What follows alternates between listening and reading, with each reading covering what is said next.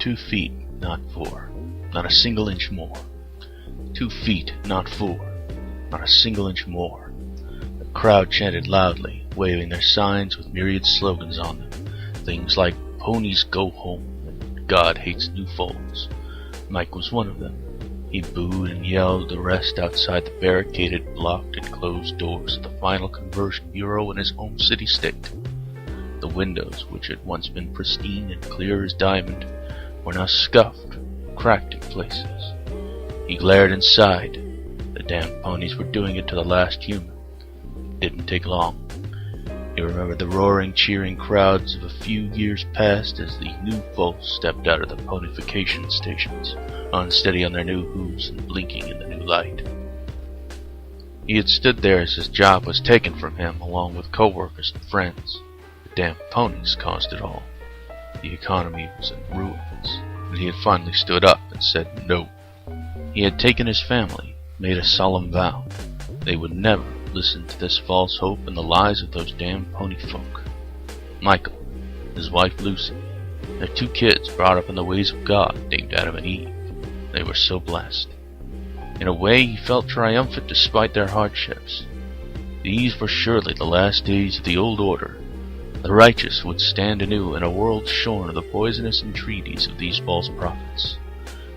The roar of the crowd grew in intensity as the last human came clopping out inside, looking forlorn and sad.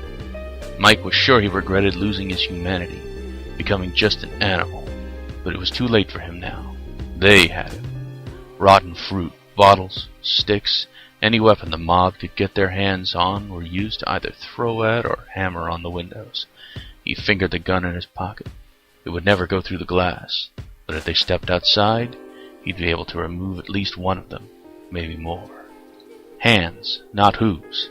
Hands, not hooves," went up the cry, louder as inside a light blue unicorn stepped up carefully to the door before lowering her horn as if to charge. With a flash of light, a new banner appeared that read, before it was ripped down and set on fire, simply, "Closed." "We've won," went up a cheer, and the violence and hatred toward the child-stealing 4-legged monsters redoubled. The ponies in the building with their new charge didn't even try to exit the building this time. They just teleported away. Mike listened to the activity online via his spinal implant. All across the planet, the human sparse crowd was squirting celebratory, congratulatory, and other confirmative messages that the conversion bureaus, every single last one, were shutting down. The ponies were going or gone. This was a grand day. He felt like calling his wife and kids. They'd be home. Lucy had recently lost her job as a chemist too after AI constructs took over. He frowned when he tried and got a busy signal. Busy was not possible. No, he checked. Network busy. He was still trying to urge his implant to reconnect when there was a prickling sensation across his skin and the sky lit up. He looked up in horror at the face of the beast. Celestia herself appeared to the crowds of horrified, amazed human onlookers the world over. People of Earth, humans, friends, I wish to take this chance to speak to you one last time. Our age upon this planet draws to a close. We retreat to our own realm, our task finished. We relieve you of the burden of overpopulation, taking those humans with us who wish to join our carefree society as ponies like myself. Boo! Monster!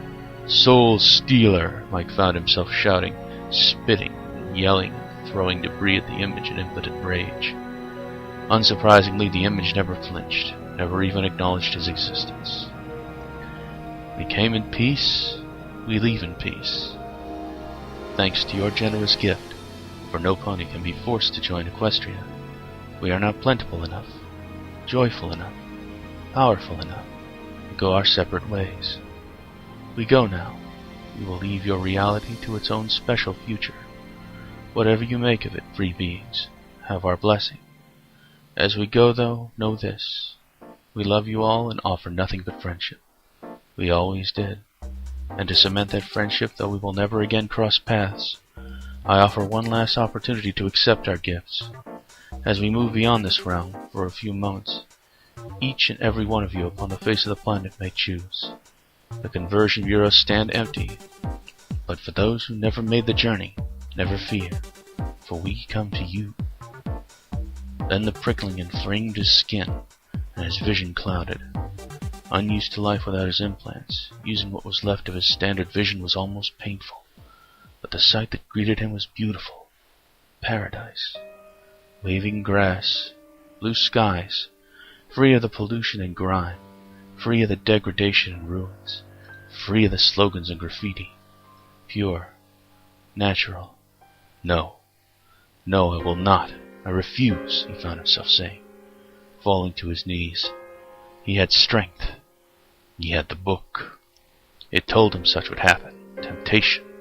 Lies. His family appeared in front of him, bewildered. Whatever this magic was that the ponies wielded, it was strong and seductive. But they would. He would. Oh, Mike, said Lucy. I never dreamed that it could be like this. It's beautiful. It's heaven. Oh, Lucy, no. No, not you too. Fight it. Fight this disease. Stay human. In His image. We were created. This seductive, evil, wicked, sinful vision must be resisted. But Dad, said his kids together, already the transformation overtaking them, this is wonderful. It's ace. I can fly, said Adam, swooping in joy, no longer the auburn-haired, brown-eyed, cheeky boy he should be, but a perversion of flesh made solid. He had become a Pegasus. His beautiful daughter, ruined forever by the evil brush of the sun tyrant, was now a cream-colored unicorn. His wife, he wept, his dear wife was a unicorn too. He turned from them, hot tears in his eyes. Go and take your heathen ways with you, traitors, you traitors, you. He spat, eyes flashing, tearing his hair and clothes as the seductive song of the Pegasus form sung to him too. Of carefree days in the sun, flitting about in the clouds, nature in all its glory just for him. I can't. It's wrong. The book says so. We're made in His image. Dad, no.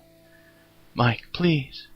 The vision started to fade, and the image of Celestia looking both joyful and sad. Dear human friends, those who joined Equestria will sing of you for the rest of their days. We go now. Our realm is complete, our hearts full. We leave you one final gift. For our time upon your plane, the land you call Equestria now stands vacant, pristine. It is my gift to you. It is a mere shadow of its former glory, but it will sustain you and your kind for eons if treated correctly. With my blessings upon you, we depart. Just like that. Prickling sensation, the electronic glitches, the huge image of the tyrant pony overlord disappeared. He sat down on the pavement, finding it hard to believe. He had resisted temptation. He had been found worthy. Why then? Why was his heart so heavy? The cheers around him rose in volume. The humans' first groups had won. There were no more ponies. He looked down at the floor. What a cost. He found himself doodling idly, still numb. His internal victory should have been triumphant. What was wrong? He noted idly the shapes he was drawing. Cutie marks. Celestia, the sun tyrant. He had drawn hers. Then Lunas, the seducer. Then Twilights, the false prophet and evening star. He stared hard at them, and his heart sank. Not the sun. The sun. Come once again in a new form, bearing not a flaming sword, but a flaming horn. The seducer, the evening star. No, they were the bringers of light, not the beast and false prophet. They were real words hidden behind the falseness he had assumed for them. They hadn't left the faithful. They'd taken the faithful. Those who turned the other cheek, shunned violence, who had let love into their hearts. He took the faithful. It's the rapture. Oh God, it's the rapture. We were left behind." "What was that?" "Said they took the faithful. But aren't we—" The whisper started, turned to shouts, turned to screams, turned to fighting, breaking of bottles as those around him realized the ugly truth. The air raid sirens wailed. News from the net came in that China had invaded Equestria from the south, Russia from the north, and Europe from the west. The land that the glorious American Empire agreed was theirs was even now set to liberate via the eastern route. No one was sure who had fired the first shot, but the thermonuclear missiles were on their way.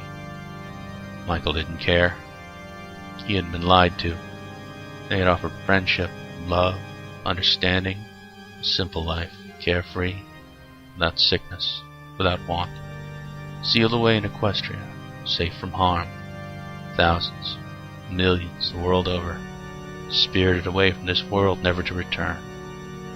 She had come in the sky, and every eye had seen her, even those who sought to pierce her with their weapons, to take her life. She had split the firmament open and revealed her new world, laid bare for them, and those who had seen had accepted her. She had wiped away every tear, made everything as new. The old order, his world, his sick, cold, angry, doomed world was gone, and he with it. The old world had truly passed away. He burst into tears as the crowd became a mob an army, and the army nothing but a roving pack of animals. The first bright flashes rocked his vision, the blast waves yet to come. He fingered the gun, no longer in his pocket, but against his head. He prayed, for the first and last time, truly in his life, and he prayed to Celestia. If she didn't hear him, it wouldn't matter. "Our goddess," he said, sniffing, closing his eyes, "who art in Equestria." He pulled the trigger.